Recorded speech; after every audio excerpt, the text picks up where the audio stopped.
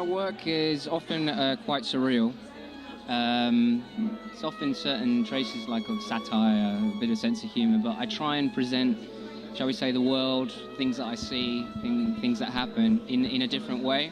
So they're quite familiar, but at the same time, not exactly how things you'd see in everyday life, the way it is. They usually symbolise the way we feel, pressures or aspects like that.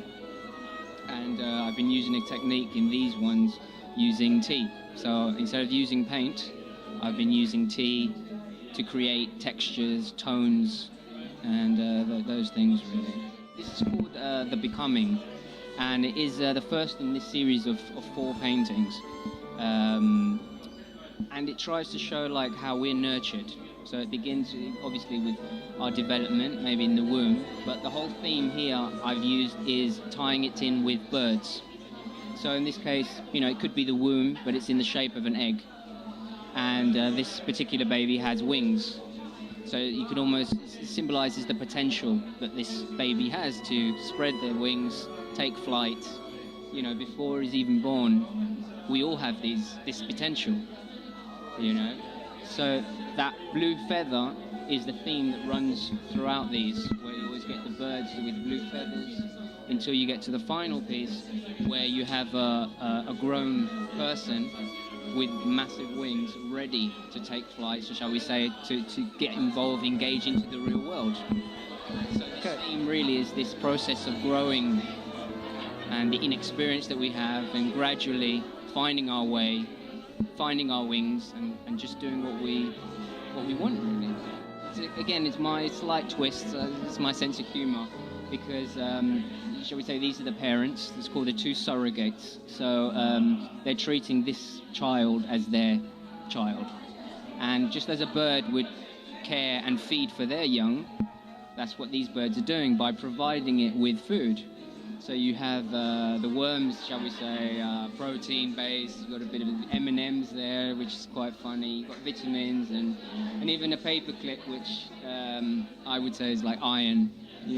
That's my sense of humour coming through, but it's to do with nurturing and growth and how these birds take care of their young, just as our parents would take care of us, or maybe we have a role model or somebody that helps nurture us in our personalities.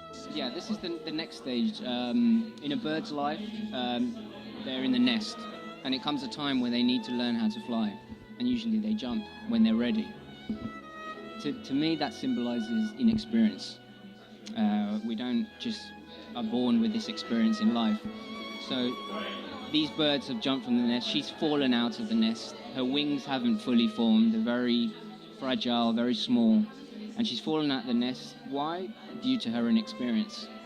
Unfortunately, others that have jumped haven't had very good outcomes, with their brothers or sisters there, and making reference again to birds and to other eggs.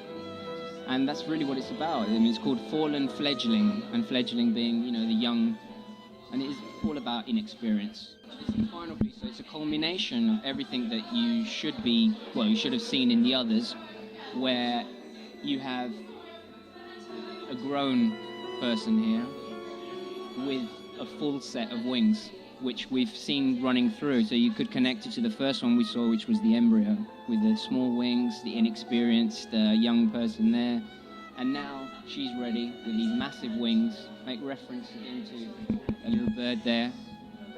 And this one's called Wings of Promise, because, it's up to us what we do with our lives. It's up to her to take flight now and to live her life, shall we say. And that's maturity, adulthood, the future. And so it explores that whole process using the parallels of birds and their lives against our one. Okay, well, thanks a lot for your time, Carlos. It's